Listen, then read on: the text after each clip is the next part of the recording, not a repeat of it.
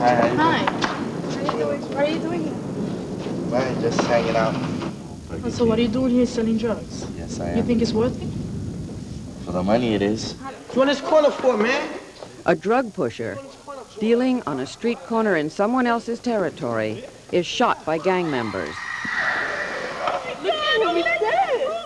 It's only a skit, but for these students, drug-related violence is a fact of life.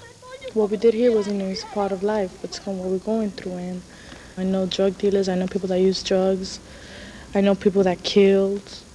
So this is my average life. I go through this every single day of my life. I know you wouldn't do this, Rob, but we talking about the street. These students at Bronx Regional High School are taking part in a pilot program sponsored by Madre, a privately funded organization primarily involved with community service projects in developing countries. Madre found that conditions in many of our inner city communities are similar to those of the Third World. The South Bronx program is Madre's first in the United States.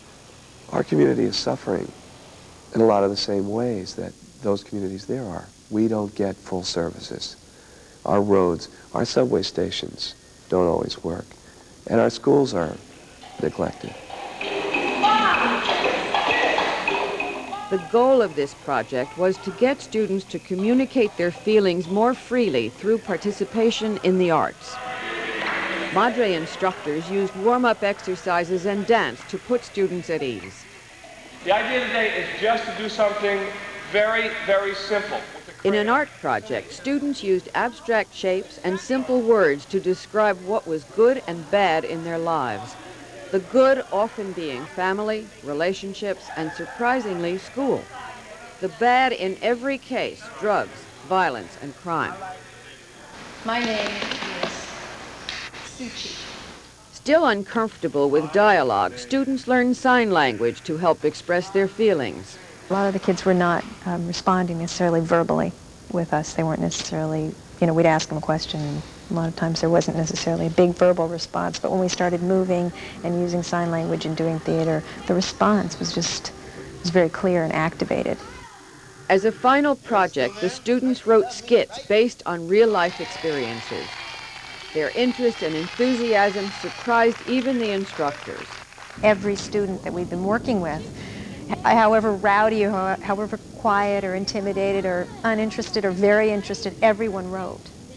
And it felt like it was a place where everybody was able to give, to expose themselves, and to expose the reality that they're living in, which is something that's so difficult for all of us to do, and they did it.